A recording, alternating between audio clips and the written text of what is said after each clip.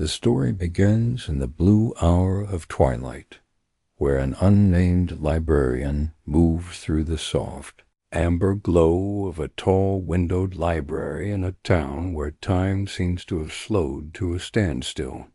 The library sits at the center of this forgotten town, a building of pale stone with high windows that reach almost to the ceiling, letting in the last traces of daylight as the evening descends.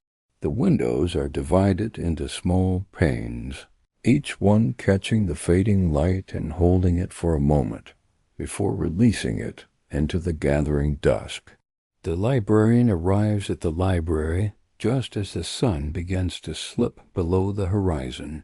They walk slowly up the stone steps that lead to the heavy wooden door, their footsteps making a soft, measured sound against the worn stone. The door is old and weathered, its surface marked by years of opening and closing, and it swings inward with a low, familiar creak when the librarian pushes against it. Inside, the library is quiet and still, filled with the warm glow of amber light from the lamps that hang along the walls. The librarian steps inside and closes the door behind them, and for a moment they stand in the entrance, listening to the silence. The library is filled with tall shelves of polished oak, each one lined with books bound in linen and leather, their spines marked with faded gold lettering. The shelves stretch from floor to ceiling, creating narrow aisles that disappear into the dimness at the far end of the room. Between the shelves, the floor is made of wide wooden boards, worn smooth by countless footsteps, and they gleam faintly in the lamplight. The librarian moves forward slowly, their footsteps soft against the wooden floor. They walk down one of the aisles, trailing their hand along the spines of the books as they pass. The books are cool to the touch, their surfaces smooth and familiar, and the librarian knows each one by heart. They have walked these aisles countless times, have touched these same spines, have pulled these same volumes from the shelves and returned them to their places. The routine is comforting, a gentle rhythm that carries them through the evening. At the end of the aisle, the librarian pauses and looks back the way they came. The amber light from the lamps casts soft shadows between the shelves, and the air is filled with the scent of aged paper and dried lavender. Small bundles of lavender hang from the upper shelves, their purple flowers faded to a soft gray, and they release their gentle fragrance into the still air. The librarian breathes in deeply, taking in the familiar scent, and they feel a sense of peace settle over them. The librarian has tended this library for more years than they can clearly remember. The work has become so deeply ingrained in their being that they no longer think about it consciously. Their hands know which books need straightening. Their feet know which floorboards creak softly underfoot. Their eyes know where the light falls most gently through the tall windows. This knowledge is not learned but absorbed, a gradual accumulation of days and nights spent in these quiet aisles. They move to another shelf and run their fingers along the spines once more. Here are books of poetry, their covers soft with age, their pages thin and delicate. The librarian pulls one volume from the shelf and opens it carefully. The pages are yellowed and fragile, and they release a faint scent of vanilla and wood. The librarian reads a few lines, their eyes moving slowly across the faded text, and then they close the book gently and return it to its place. Further along the shelf are books of natural history, filled with illustrations of plants and animals rendered in careful detail. The librarian touches these spines as well, remembering the hours they have spent looking at these illustrations, studying the careful work of artists long dead. There is something comforting in these images, something that speaks of order and pattern, of the natural world continuing its cycles regardless of human concerns. The librarian continues walking, their pace unhurried, their movements economical and deliberate. They pass shelves filled with books on philosophy, on mathematics, on music and art. Each section of the library has its own character, its own atmosphere, and the librarian knows them all intimately. They know where the light is best for reading, which corners grow too dark in the evening, which shelves require the most frequent dusting. As they walk, the librarian thinks about the town outside, about the way it has slowly emptied over the years. Once, long ago, this library had been busier. People had come to borrow books, to read in the comfortable chairs by the hearth, to ask the librarian for recommendations. Children had sat on the floor between the shelves, absorbed in picture books, while their parents browsed nearby. But gradually, over time, the visitors had become fewer and fewer, until now the librarian works in almost complete solitude. The librarian does not feel sad about this change. It simply is like the turning of the seasons or the movement of the moon across the sky. The library remains, the books remain, and the librarian continues to care for them. Whether anyone comes to read them or not seems less important than the simple fact of their preservation, their continued existence in this quiet place. The librarian reaches a corner of the library where a spiral staircase winds upward to a small gallery that runs along the upper level. The staircase is made of iron, its railings curved and graceful, and it makes a soft ringing sound when the librarian steps onto it. They climb slowly, their hand trailing along the railing, feeling the cool metal beneath their palm. The stairs are steep, but the librarian knows them well, and they ascend without difficulty. The gallery is narrow, barely wide enough for one person to walk comfortably, and it is lined with more shelves filled with books. These volumes are older than those below, more precious and fragile. Some are bound in leather that is cracked with age, others in cloth that is faded to indeterminate colors. The librarian walks along the gallery, checking these books as well, ensuring they are properly arranged, noting which ones might need repair or rebinding. From this higher vantage point, the librarian can see down into the main floor of the library. The amber light seems softer from up here, more diffuse, and the shadows between the shelves are deeper. The mahogany desk sits in its place below, solid and permanent, and through the tall windows the librarian can see the darkening sky and the first stars appearing. The librarian continues along the gallery, moving from one section to another. Here are ancient manuscripts, their pages protected in special cases. Here are atlases and folios too large to stand on regular shelves. Here are collections of prints and drawings, each one carefully preserved between sheets of acid-free paper. The librarian checks each one, ensuring that nothing has been disturbed, that everything remains in its proper place. At the far end of the gallery, there is a small window that looks out over the back of the library toward a garden that has long since grown wild. The librarian pauses at this window and looks out. The garden is overgrown with ivy and wild roses, their branches tangled together, their leaves dark in the fading light.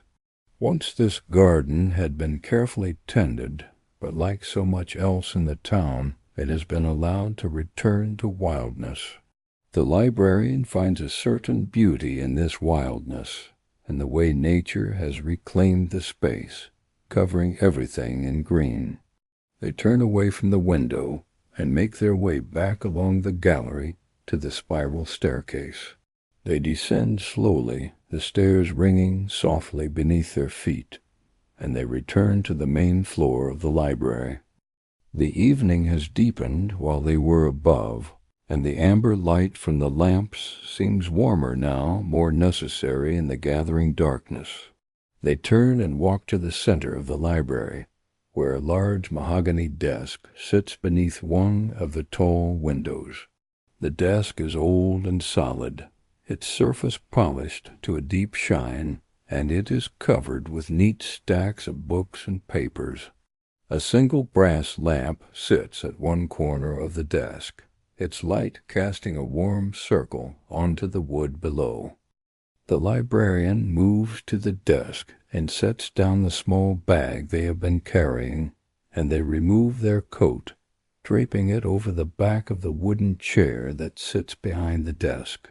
The chair is high-backed and sturdy, its wood dark with age, and it creaks softly when the librarian sits down.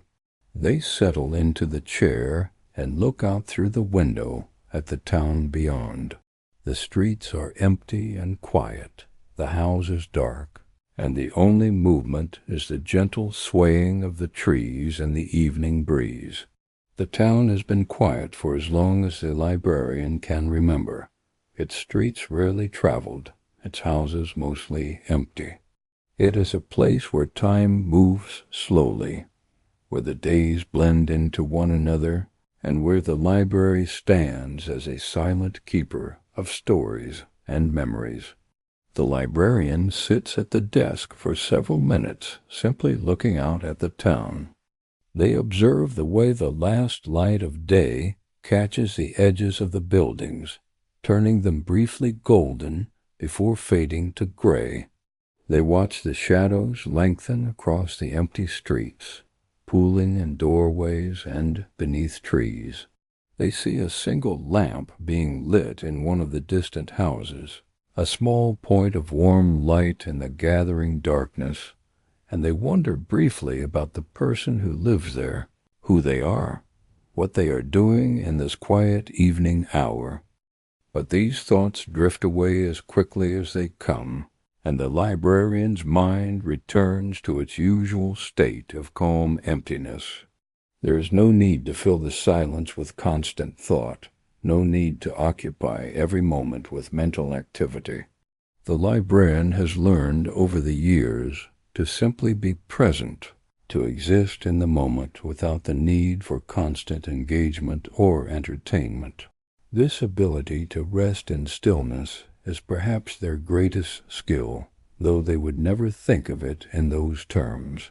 The librarian turns their attention to the desk before them. Among the stacks of books is a large leather-bound volume, a catalogue of the library's holdings that has been maintained for decades. The librarian opens this catalogue and runs their finger down the columns of entries, checking that everything is in order. The entries are written in different hands, some in ink that has faded to brown, others in fresher black ink. Each entry represents a book, its location, its condition, and the dates of any repairs or rebinding. The librarian makes a few notes in the catalogue, recording some minor adjustments they have made during their rounds. Their handwriting is neat and careful, each letter formed precisely. They take their time with this task, ensuring that every word is legible, that every entry is complete. This catalogue is part of the library's permanent record, and the librarian treats it with the same care and respect they give to the books themselves. When the catalogue is updated, the librarian closes it and sets it aside. They stand and move to one of the drawers in the desk, pulling it open to reveal a collection of tools for book repair. There are needles and thread, small bottles of glue, sheets of fine paper for mending torn pages, strips of leather for repairing bindings. The librarian selects a few volumes from one of the stacks on the desk, books that have shown signs of wear and need attention. They carry these books to a work table that sits near the desk, a table with a surface covered in soft felt to protect the books during repair. The librarian sets the books down gently and examines the first one, a volume of essays whose spine has begun to separate from the cover. They work slowly and carefully, applying a thin line of glue along the separation, pressing the pieces together, holding them in place while the glue sets. The work is meditative, requiring concentration, but not urgency. The librarian's hands move with practiced skill, and they find a deep satisfaction in this work of preservation and repair. Each book they mend is a small victory against time and decay, a quiet act of care that extends the life of these volumes for years to come. The librarian does not think about legacy or recognition. They simply do the work because it needs to be done, because these books deserve to be cared for, because this is the role they have chosen to fulfill. Time passes as the librarian works. They complete the repair of one book and move on to another, this one needing a torn page to be mended. They cut a thin strip of Japanese tissue paper and apply it carefully to the tear, smoothing it down with gentle pressure. The paper adheres perfectly, nearly invisible once it is in place, and the page is whole again. The librarian examines their work critically, ensuring that the repair is sound, and then they set the book aside to dry completely. The third book needs a more extensive repair. Its binding has failed entirely, and the pages have come loose from the cover. This is a more complex task, and the librarian settles in for longer work. They carefully remove the old binding material, taking care not to damage the pages or the cover. Then they begin the process of reattaching the pages, sewing them together in sections, working slowly through each signature of pages. As they work, the librarian's mind drifts into a state of calm focus. The repetitive motion of the needle and thread is soothing, and the librarian finds themselves entering a space where time seems to slow even further. The world outside the library fades away, and there is only this moment, this task, these hands moving slowly and carefully through the work of repair. The moon rises higher in the sky outside, its light growing stronger as the last traces of twilight fade. The moonlight streams through the tall windows, adding its silvery glow to the warm amber of the lamps. The library takes on a dreamlike quality in this mixed light, the shadows deeper and more mysterious, the lit areas glowing with a soft radiance. The librarian continues their work, unaware of the passage of time. They finish sewing the signatures together and begin the process of reattaching them to the cover. This requires patience and precision, and the librarian works with absolute concentration, their fingers moving surely through each step of the process. Finally, after what might be an hour or might be 2, the repair is complete. The book is whole again, its pages secure, its binding sound. The librarian sets it aside with the others and stands, stretching slightly to ease muscles that have grown stiff from sitting. They walk to the window and look out once more. The town is completely dark now, except for that single distant lamp still burning. The streets are empty, the houses silent, and the world seems to have settled into deep night. The librarian stands at the window for a long time, simply observing, not thinking, just being present with the stillness and the darkness. The librarian turns their attention to the desk and begins the evening's work. They pick up a soft cloth from one of the drawers and begin to dust the surface of the desk, moving the cloth in slow, careful circles. The cloth picks up the fine layer of dust that has settled during the day, and the wood beneath gleams more brightly with each pass. The librarian works methodically, moving from one section of the desk to another, taking their time, ensuring that every inch is clean and polished. When the desk is finished, the librarian stands and moves to the shelves. They walk slowly along the aisles, checking each shelf, straightening books that have been left askew, adjusting volumes that lean too far to one side. The work is simple and repetitive, and the librarian finds comfort in the rhythm of it.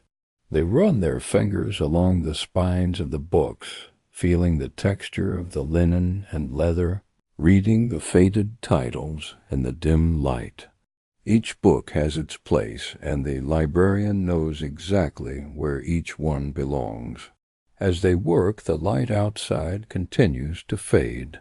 The blue hour deepens, and the sky beyond the windows takes on a darker hue, shifting from pale blue to deep indigo. The stars begin to appear, faint points of light that seem to hang motionless in the vast expanse.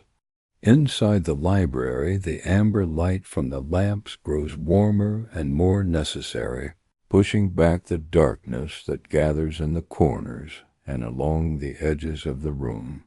The librarian reaches the end of one aisle and turns to walk down another.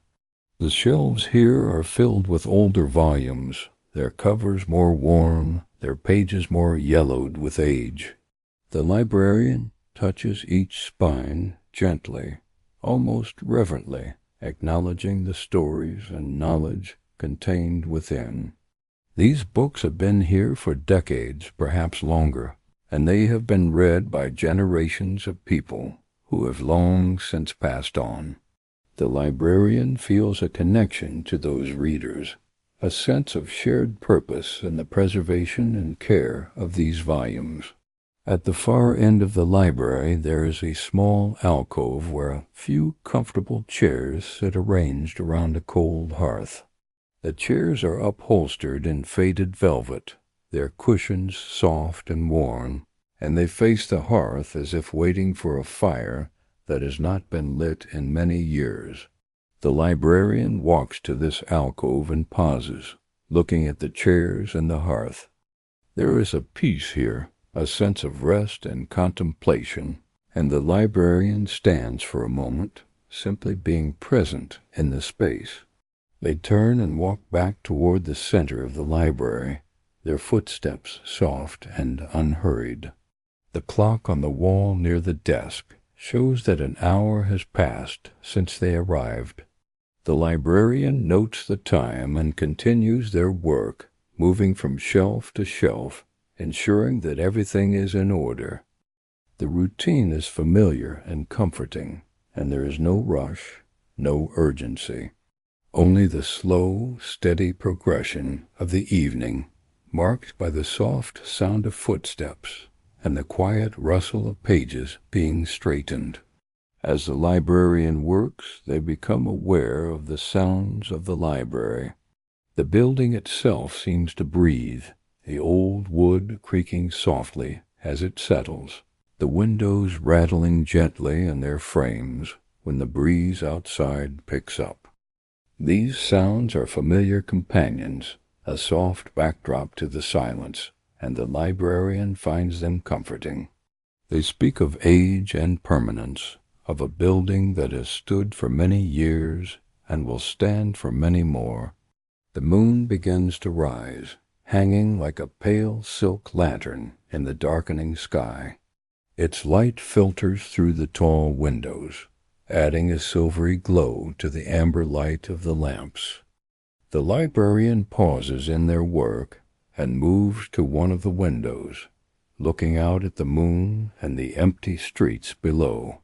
The town is completely still now, not a single light visible in any of the windows, not a single person moving along the streets. It is as if the town is holding its breath, waiting for something that may never come. The librarian turns away from the window, and continues their work. They move to a different section of the library, where the shelves hold books on history and geography, their pages filled with maps and illustrations of distant places. The librarian pulls one volume from the shelf and opens it, leafing through the pages slowly. The maps are beautifully drawn, showing coastlines and mountain ranges, rivers and forests, all rendered in careful detail. The librarian looks at these maps for a few moments, tracing the lines with their eyes, and then they close the book and return it to its place on the shelf. Time continues to pass, measured by the slow movement of the clock hands and the gradual deepening of the night outside. The librarian moves through the library, their routine unbroken, their movements calm and deliberate. They dust another shelf, they straighten another row of books, they pause to read a title, or to remember where a particular volume came from. The work is endless in its way, for there is always something to be done, always a book to be cared for, always a corner of the library that needs attention. The librarian returns to the mahogany desk and sits down once more. They open one of the drawers and remove a brass bookmark, its surface engraved with delicate patterns. The bookmark is old and precious, a relic from a time long past, and the librarian handles it with care. They set it on the desk and look at it for a moment, admiring the craftsmanship, the way the light catches the engraved lines. Then they place it carefully in a book that sits open on the desk, marking the page, and they close the book gently. The librarian stands and walks to the back of the library, where a small door leads to their private quarters. Before going through, they pause and look back at the library, taking in the rows of shelves, the amber light, the tall windows with the moonlight streaming through. Everything is as it should be. Everything is in its place, and the librarian feels a quiet satisfaction in this knowledge. The library is safe, the books are cared for, and the night is peaceful. But before retiring, the librarian decides to perform one final task. They walk back through the library to the front entrance, where heavy velvet curtains hang beside each of the tall windows. These curtains are deep blue, faded with age to a softer shade, and they hang on brass rods that are tarnished to a dull gold. The librarian begins the process of closing these curtains, moving from window to window with slow, deliberate movements. The first curtain slides along its rod with a soft, whispering sound, the heavy fabric moving smoothly despite its weight. The librarian pulls it closed, ensuring that it overlaps properly at the center, that no gap remains where light might escape or cold air might enter. They step back and examine their work, adjusting the fabric slightly, and then move to the next window. Window by window, the librarian works their way around the library. Each curtain is treated with the same care, the same attention to detail. The fabric is old and must be handled gently to avoid tearing or pulling loose from the rings that hold it to the rod. The librarian knows each curtain intimately, knows which ones tend to stick, which ones need to be coaxed along their rods, which ones hang perfectly straight, and which ones have developed a slight list over the years. As each window is covered, the library becomes more enclosed, more separate from the world outside. The moonlight is shut out, and the amber light from the lamps fills the space more completely. The shadows change, becoming deeper in some places, disappearing entirely in others. The library transforms from a space that is part of the night to a space that is separate from it, a warm refuge against the darkness outside. The librarian continues their circuit of the room, pulling curtains closed, adjusting fabric, ensuring that everything is properly secured for the night. This task, like all the others, is performed with calm deliberation, without rush or urgency. There is something meditative about the repetition, about the simple physical act of grasping fabric and pulling it across a rod. The librarian's mind empties as they work, becoming quiet and still, focused only on the task at hand. When the last curtain is closed, the librarian stands in the center of the main room and looks around. The transformation is complete. The library has become an interior world, lit by lamplight, enclosed by walls and curtains, separate from the night outside. There's a sense of safety here, of shelter, of being protected from whatever might exist in the darkness beyond. Not that the librarian fears the darkness, but there is nonetheless a comfort in this enclosure, in this clear boundary between inside and outside. The librarian walks to each lamp in turn, checking them one final time. They adjust a wick here, clean a glass chimney there, ensuring that each lamp will burn safely through the night. Some of the lamps will be allowed to go out on their own, as their fuel is exhausted, but a few will be left burning low, providing just enough light to navigate the library should the need arise. At the large mahogany desk, the librarian pauses to tidy the surface one last time. They gather the books they had been repairing earlier and stack them neatly to one side. They return tools to their proper places in the desk drawers. They cap bottles of glue and put away needles and thread. They align the brass lamp at the corner of the desk so that it sits perfectly square, its light falling just so on the polished wood. The librarian opens the large leather-bound catalog one more time and makes a final entry for the day. They record the date. They note the repairs that were completed. They comment on the weather and the condition of the library. Their handwriting is slow and careful, each letter formed precisely, and when they are finished they blot the ink carefully and close the book, setting it aside for tomorrow. These final preparations complete, the librarian stands and looks around the library one last time. The shelves stretch away in all directions, filled with their thousands of volumes. The curtains hang closed at every window. The lamps burn with their steady amber light. Everything is in order. Everything is as it should be. The library is ready for the night, ready to stand watch over its collection of books and knowledge while the librarian rests. The librarian turns and walks to the back of the library, to the small door that leads to their private quarters. They open it and step through, and the door closes behind them with a soft click. The narrow hallway beyond is dim, lit only by the single lamp that hangs on the wall. The librarian walks down this hallway, their footsteps soft on the wooden floor, their hand trailing along the wall for guidance. The walls are painted a pale color that might once have been cream or ivory, but has aged to something warmer, something that glows softly in the lamplight. The paint is old and shows fine cracks here and there, but the effect is not unpleasant. Rather, it speaks of age and history, of a building that has stood for many years and will stand for many more. At the end of the hallway is the door to the librarian's private room.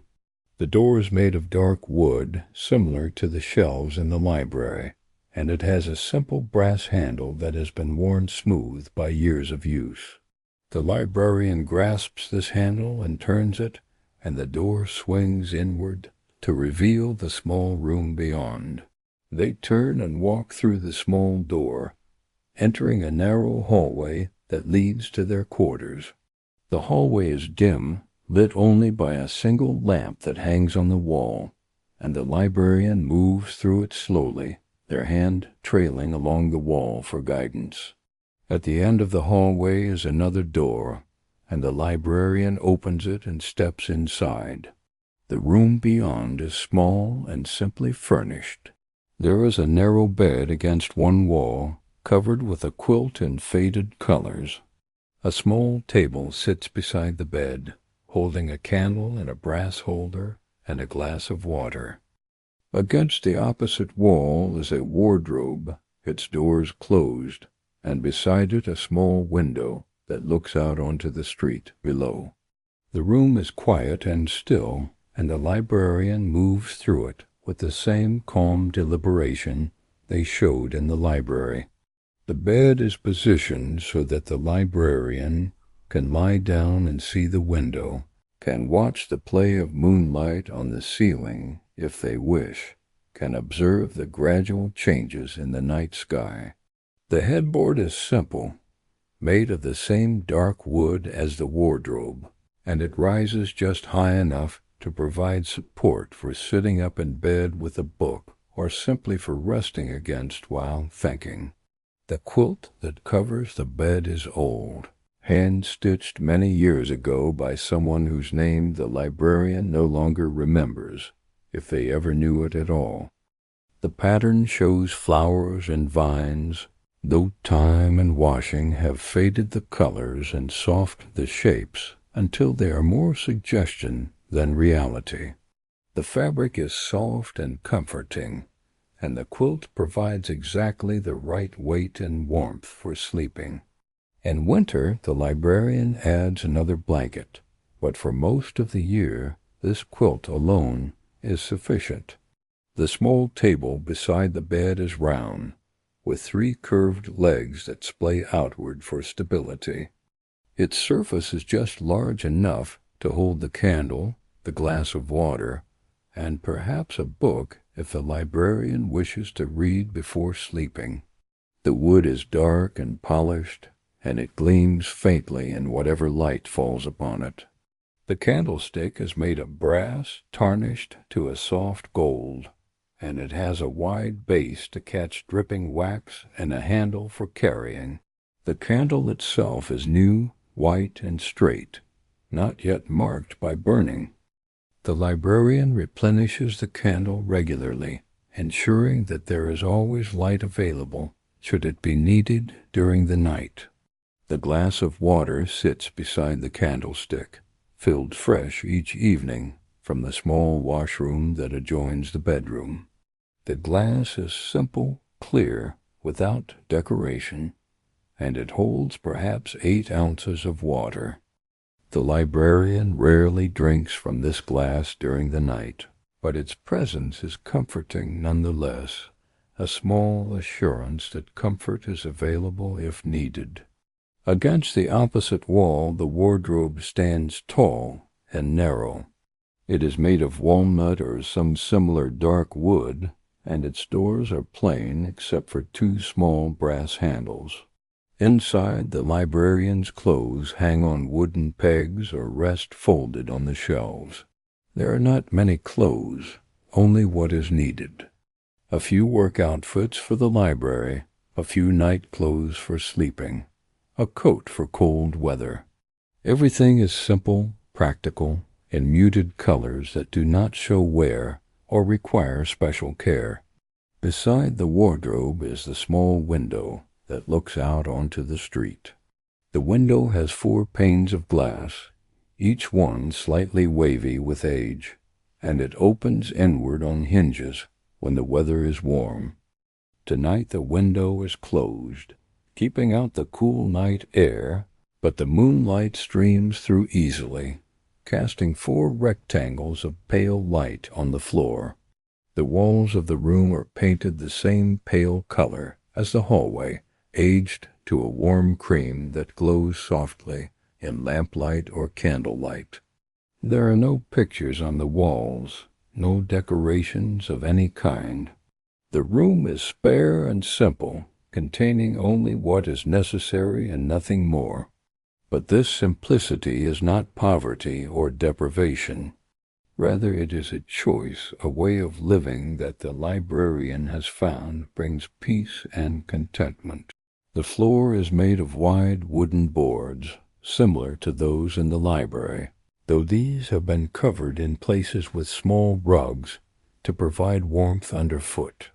The rugs are old and faded, their patterns barely visible, but they are clean and well maintained. They cushion footsteps and provide comfort on cold mornings when the librarian first rises from bed. The ceiling is low, as ceilings often are in old buildings, and it is crossed by exposed beams of dark wood. These beams are structural, holding up the roof above, but they also add character to the room, creating a sense of age and solidity.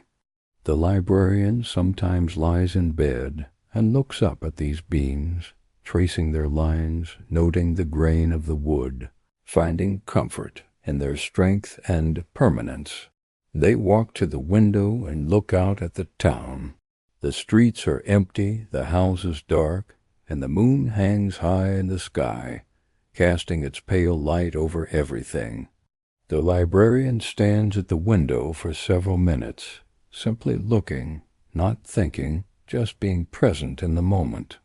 The world outside is still and silent, and the librarian feels a part of that stillness, a quiet presence in the night. After a while, they turn away from the window and begin to prepare for rest.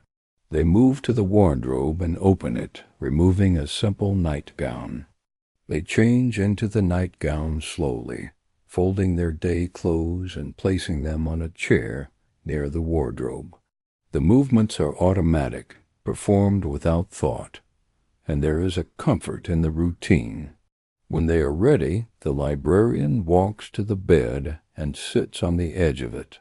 The mattress is firm but comfortable, and the quilt is soft beneath their hands. They sit for a moment, looking around the small room, taking in the familiar details. The candle on the table, the wardrobe against the wall, the small window with the moonlight streaming through. Everything is as it has always been, and there is a peace in that sameness. The librarian reaches for the candle on the table and lights it with a match from a small box. The flame catches and grows, casting a warm, flickering light across the room. The librarian watches the flame for a moment, observing the way it dances and moves, and then they blow out the match and set it aside. The candle burns steadily, its light soft and comforting. They lie down on the bed, pulling the quilt up over themselves. The quilt is warm and soft, and the librarian settles into the mattress, feeling the weight of the day begin to lift from their body. They close their eyes and breathe slowly, deeply, letting the tension ease from their muscles. The room is quiet around them, and the only sound is the soft crackling of the candle flame and the distant whisper of the wind outside. The librarian's thoughts begin to drift, moving through memories of the day, through images of the library and the books, through the familiar routines and quiet moments. There is no urgency to these thoughts, no need to hold on to them or follow them. They simply drift through the mind like clouds across a clear sky, and the librarian lets them come and go without resistance. The thoughts move without pattern or purpose. An image of a particular book spine, the way the gold lettering catches the light, the feel of the polishing cloth moving across the mahogany desk, the sound of footsteps on wooden floorboards, soft and measured, the scent of lavender and aged paper, the weight of the brass bookmark in the hand. These sensory memories flow through the librarian's consciousness, each one appearing briefly and then fading, replaced by another. There is no story in these thoughts, no narrative connecting one to another. They are simply moments, impressions, the accumulated experiences of a day in the library. The librarian observes them without judgment, without trying to order them or make sense of them. They simply are, and that is enough. Gradually, the thoughts become less distinct, more diffuse. Images blur and blend. Sounds fade to whispers. The boundary between thought and sensation becomes unclear. The librarian is aware of the quilt covering them, warm and soft. They are aware of the mattress beneath, firm and supportive. They are aware of the pillow under their head, its fabric smooth against their cheek.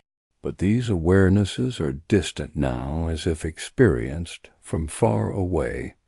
The candle flame continues its slow dance, and the librarian watches it through eyelids that have become heavy. The flame moves in response to currents of air too subtle to be felt, bending and straightening, growing brighter and dimmer. The librarian finds a kind of meditation in this watching, a peaceful focus that requires no effort, that asks nothing of them.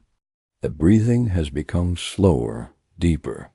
Each breath in is long and smooth, filling the lungs completely. Each breath out is equally long, releasing fully. The chest rises and falls in a rhythm that is ancient and natural, the basic rhythm of life. The librarian is aware of this breathing, feels it happening, but does not control it. The body knows what to do, and the mind simply observes. Time loses its meaning. Minutes might be passing, or hours. The librarian no longer keeps track, no longer cares. There is only this moment, this breath, this slow drift toward sleep. The world has narrowed to this small room, to this bed, to this gradual letting go of consciousness. The sounds of the night become noticeable now, though they are faint and distant. The wind moving through the trees outside, a soft susurration that rises and falls. The old building settling, its wood and stone making small creaking sounds as it adjusts to the cooling temperature. These sounds are not disturbing. Rather, they are companionable, small reminders that the world continues, that life goes on, that all is well. The librarian's body begins to relax more completely. Muscles that have been holding tension so subtle it was not even noticed, begin to release. The shoulders soften and sink deeper into the mattress. The hands, which have been lightly curled, open and lie flat. The feet, which have been slightly tense, relax completely. This release happens gradually, almost imperceptibly, a slow wave of relaxation moving through the entire body. With this physical relaxation comes a mental quieting. The drifting thoughts become fewer, more space between them. The images that have been appearing fade to dim shapes. The sounds that have been noticed become barely audible. Everything is slowing down. Everything is becoming softer and more distant. The librarian hovers now in that space between waking and sleeping, that threshold where consciousness begins to fragment and reassemble in different patterns. Thoughts become dreamlike, logic loosens, and the impossible seems possible. A book floats through the mind, its pages turning themselves. The library stretches to infinite length, its shelves disappearing into mist.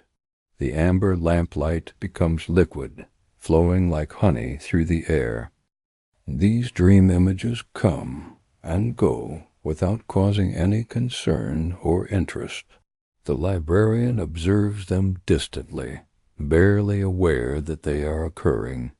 The distinction between waking thought and dream has become so blurred as to be meaningless. There is simply the drifting, the floating, the gentle movement toward deeper rest. The body has become very heavy now, sinking into the mattress as if the force of gravity has increased. The librarian makes no effort to move, feels no desire to adjust position or shift weight. There is a perfect comfort in this heaviness, in this complete relaxation. The body has found its position of rest, and it settles into it completely. The breath continues its slow, steady rhythm, each inhalation and exhalation smooth and effortless. The space between breaths grows slightly longer. The depth of each breath remains constant, but the pace continues to slow. This is the breath of deep rest, of surrender to sleep, of the body preparing for renewal. The candle flame grows dimmer in the librarian's perception, though it burns as steadily as before. The room itself seems to recede, the walls becoming less distinct, the ceiling fading into darkness. There's only the bed now, the warmth of the quilt, the softness of the pillow, and the gentle pull of sleep. And then, with no clear moment of transition, with no sudden change or shift, the librarian slips into sleep. One moment there is awareness, however dim and distant, and the next there is only the deep darkness of unconsciousness.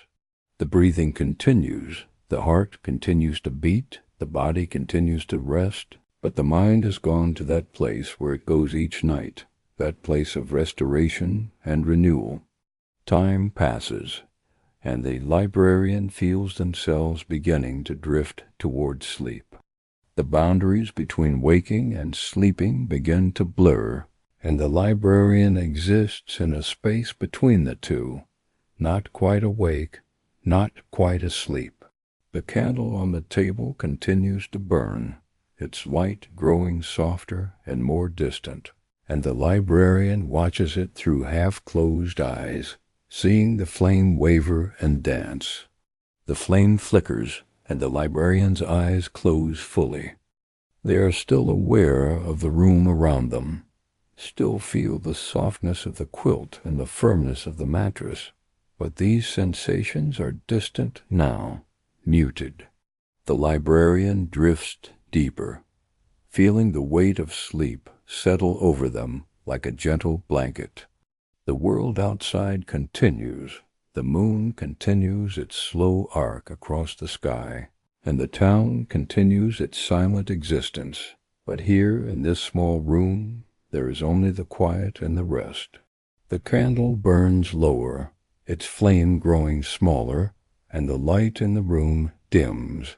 The shadows on the walls grow longer and softer, and the room takes on a hazy, dreamlike quality. The librarian is barely aware of this change, their consciousness fading, their breathing slow and even.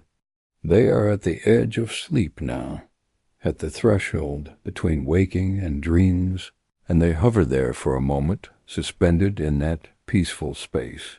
The wax of the candle melts slowly, pooling at the base of the candlestick. The flame consumes the wick bit by bit, growing smaller as the wax is depleted. The light it casts grows dimmer, the circle of illumination shrinking gradually. The room darkens incrementally, shadow claiming more and more of the space, but this darkness is gentle and unthreatening.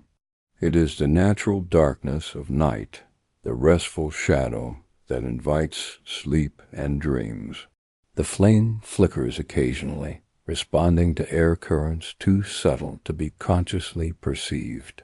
Each flicker creates a momentary play of light and shadow on the walls, a brief dance that goes unnoticed by the sleeping librarian. The candle continues its slow consumption, the flame never quite still, but never completely disturbed either. It burns with the patience of all flames, existing only in the present moment, neither hurrying nor delaying. As the hours pass, the flame grows smaller still. The wick shortens, the wax diminishes, and the light becomes fainter. The room fills with deeper shadow, the corners disappearing entirely into darkness, the ceiling becoming invisible above. Only the small circle around the candle itself remains lit, and even that grows dimmer with each passing minute. The librarian sleeps on, unaware of these changes. Their breathing remains slow and steady, their body completely relaxed. They have descended into the deepest levels of sleep now, where dreams dissolve before they can fully form, where consciousness has receded to its most basic function. There is only the breathing, the beating of the heart, the slow processes of the body, maintaining itself through the night. In this deep sleep, the librarian is beyond thought, beyond awareness. There is no sense of time passing, no experience of the room or the bed or the self. There is simply existence, pure and uncomplicated, the fundamental state of being that underlies all experience. The librarian rests in this state, their body and mind renewing themselves, preparing for another day of quiet work and careful attention. The candle burns lower and lower. The flame becomes very small, barely more than a point of light dancing at the top of the shortened wick. The light it casts is now so dim as to be almost negligible, providing only the faintest glow in the immediate vicinity of the candlestick. The rest of the room has surrendered to darkness, becoming a space defined only by the sound of breathing and the barely perceptible warmth of a body at rest.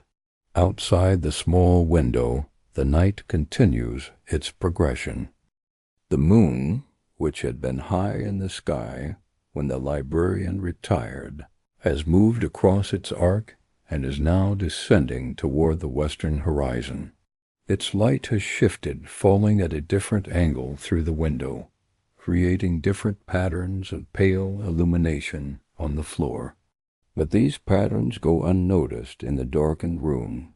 The stars continue their slow wheel overhead, those ancient lights that have witnessed countless nights, countless sleepers, countless dreams and rests.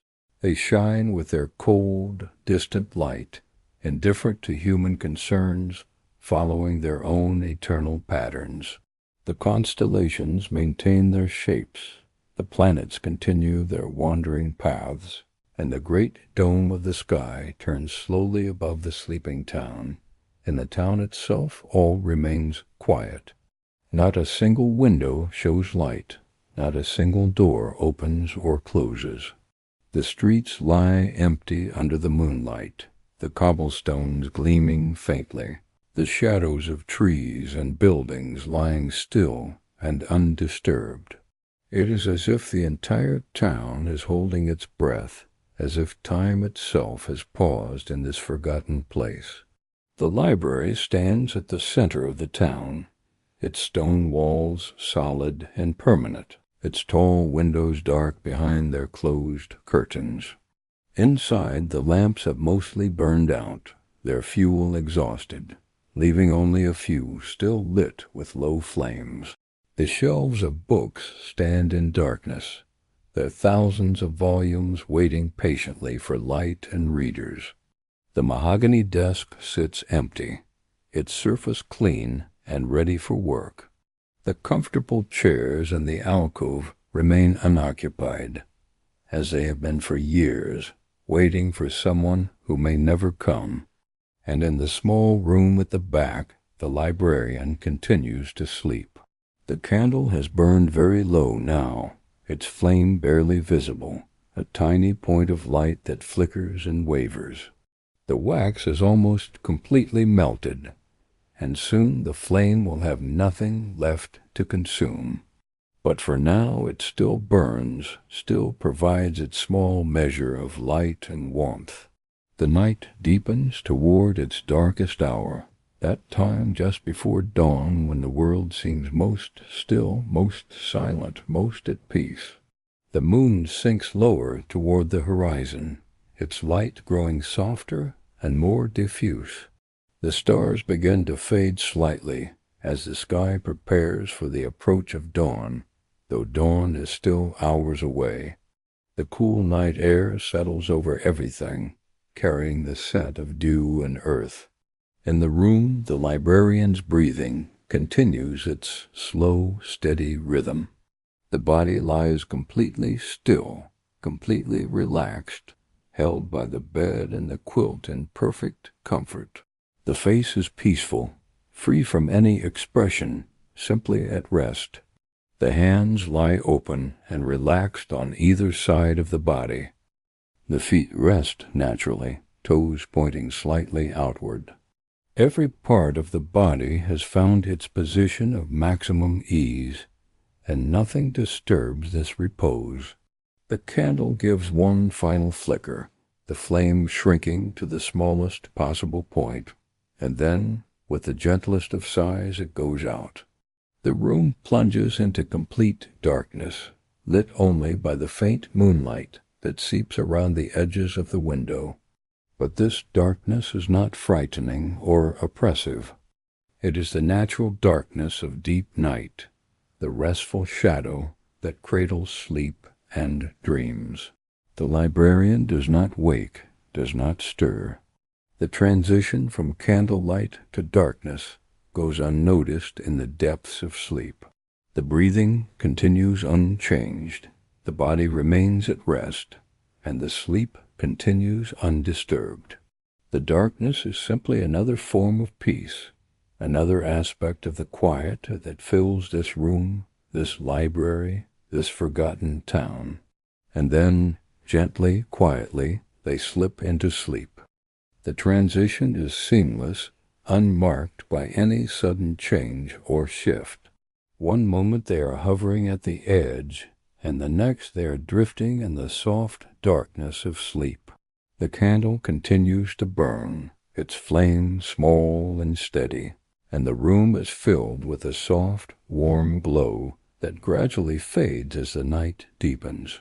Outside, the moon continues its journey across the sky. The town remains silent and still, its streets empty, its houses dark. The library stands at the center of it all, a quiet guardian of stories and memories, its tall windows reflecting the moonlight, its shelves filled with books that hold the knowledge and dreams of generations. Inside the library, everything is in its place, everything is cared for, and the night passes in peaceful silence. The hours move forward, slow and inevitable.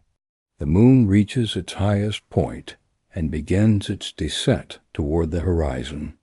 The stars wheel slowly overhead, their light cold and distant, and the night deepens into its darkest hour. In the small room at the back of the librarian sleeps on, undisturbed, their breathing slow and steady, their body at rest. The candle on the table burns lower and lower, its flame flickering occasionally, but never going out. As the night continues, the world outside begins to change in subtle ways. The air grows cooler, carrying with it the scent of dew and earth. The wind picks up slightly, rustling through the trees and causing the branches to sway gently. These changes are small and gradual, barely noticeable, and they do not disturb the peace of the night.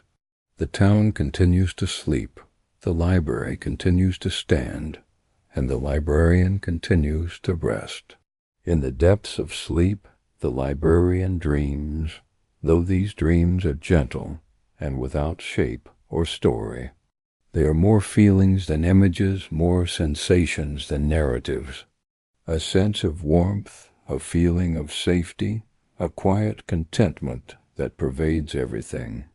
The librarian drifts through these dreams without awareness, without thought, simply existing in the soft darkness of sleep. The candle on the table burns lower still, its flame now barely more than a small point of light. The wax has melted down, pooling at the base of the candlestick, and the flame flickers more frequently now, casting dancing shadows on the walls. but still it burns, holding back the darkness, providing a small measure of light and warmth to the room. Time continues its slow progression. The night moves toward morning, though morning is still hours away. The moon begins to sink lower in the sky, its light growing softer and more diffuse. The stars begin to fade slightly, their brightness dimming as the night wears on. In the town, nothing stirs. The houses remain dark, the streets remain empty, and the silence remains unbroken. In the library, the shelves stand quiet and still, the books undisturbed on their shelves. The amber light from the lamps has dimmed, their fuel running low, and the shadows between the shelves have grown deeper and darker. But there is no sense of danger or unease in these shadows, only a peaceful darkness, a restful quiet that speaks of safety and protection. The librarian sleeps on, unaware of the passage of time, unaware of the gradual changes taking place outside. Their sleep is deep and dreamless now, a profound rest that restores and renews. The quilt is warm around them, the mattress soft beneath them, and the room is filled with a gentle peace that seems to emanate from the very walls. The candle flickers one last time, and then with a soft sigh the flame goes out. The room is plunged into darkness, lit only by the pale moonlight that filters through the small window. But this darkness is not frightening or oppressive. It is a gentle darkness, a comforting shadow that wraps around everything like a soft blanket. The librarian does not wake, does not stir. They continue to sleep, held by the darkness, cradled by the quiet. Outside, the moon continues its descent. The sky begins to show the faintest hint of change, a barely perceptible lightening along the eastern horizon. Dawn is still far off, still hours away, but the night is beginning to turn, beginning to move toward its end. The stars continue to wheel overhead, their light growing fainter as the sky slowly, imperceptibly begins to brighten. In the small room, the librarian sleeps on.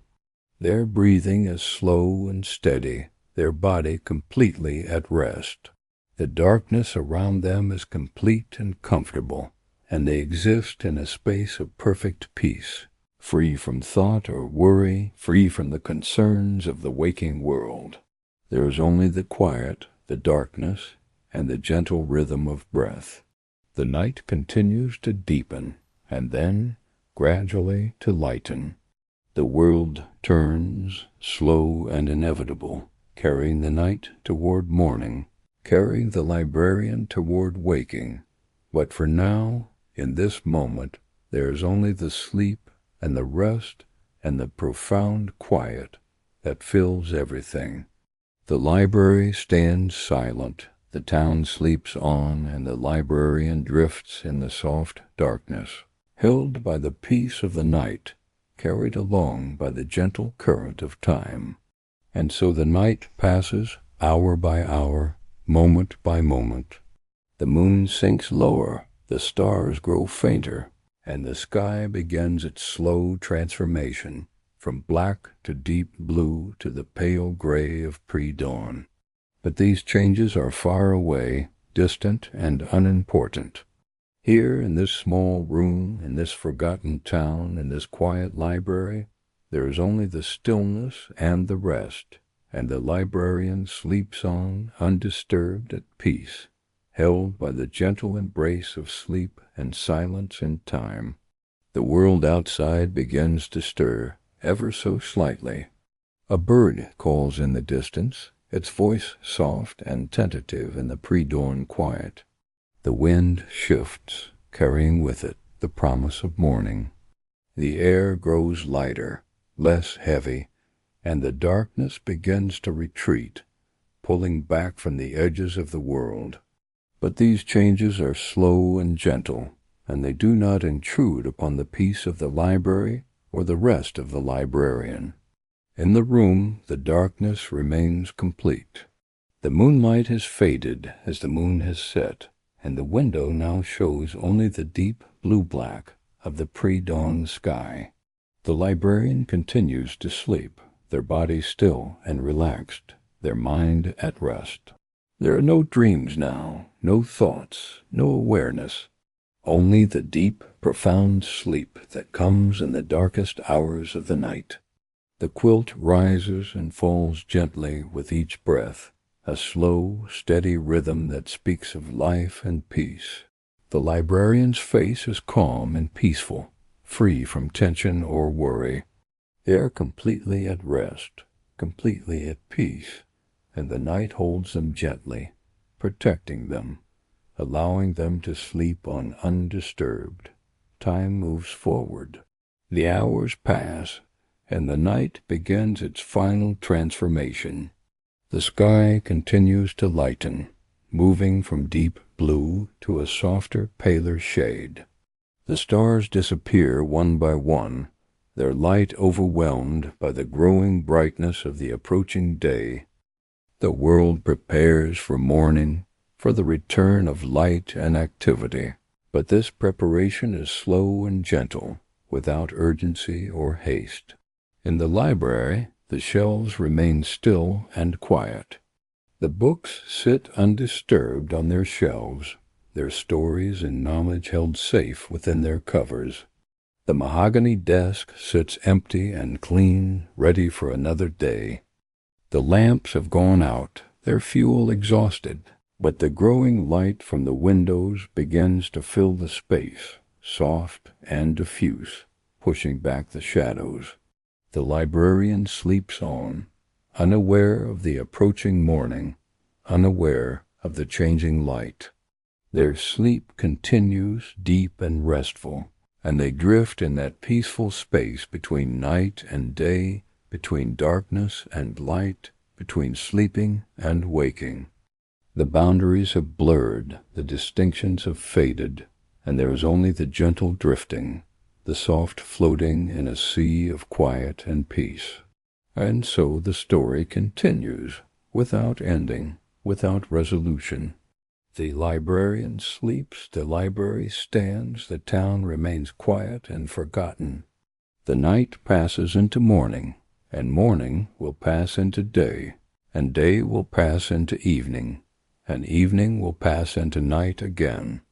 The cycle continues, endless and unchanging, and the librarian remains at the center of it all, a quiet presence in a quiet place, tending the books, walking the aisles, sitting at the mahogany desk, preparing for rest, sleeping through the night.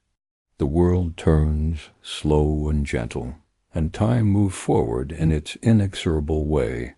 But here, in this forgotten town, in this quiet library, time seems to have slowed almost to a standstill.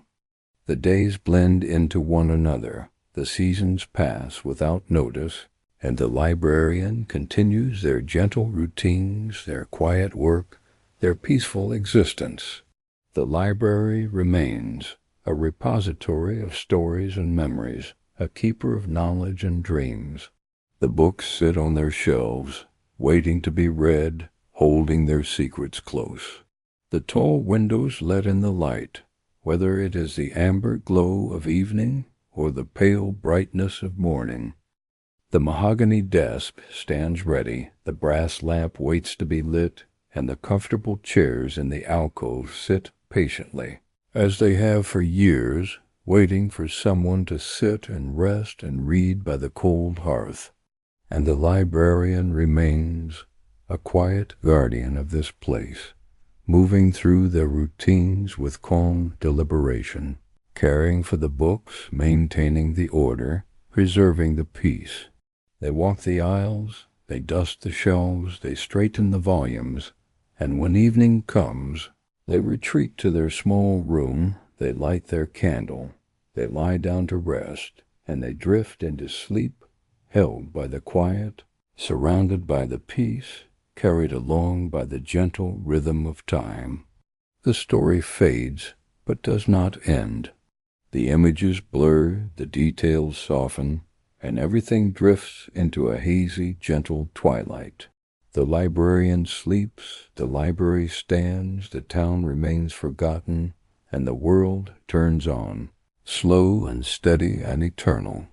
There is no conclusion, no final moment, only the continuing rhythm of days and nights, of work and rest, of quiet and peace. And in the soft darkness of sleep, in the gentle embrace of night, the librarian drifts on, held by dreams that are not quite dreams, surrounded by a peace that is complete and whole. The breathing continues, slow and steady, the heart beats on, calm and regular, and the world recedes into a soft, comfortable distance, where nothing matters except the quiet and the rest and the gentle passage of time. The night holds everything in its embrace. The library, the librarian, the forgotten town, all exist in this moment of perfect stillness, this space of complete peace. And here, in this stillness, in this peace, the story rests, neither beginning nor ending, simply existing, simply being, held in the soft darkness, carried along by the gentle current of time, drifting into the quiet, fading into the peace, dissolving into the still and silent night.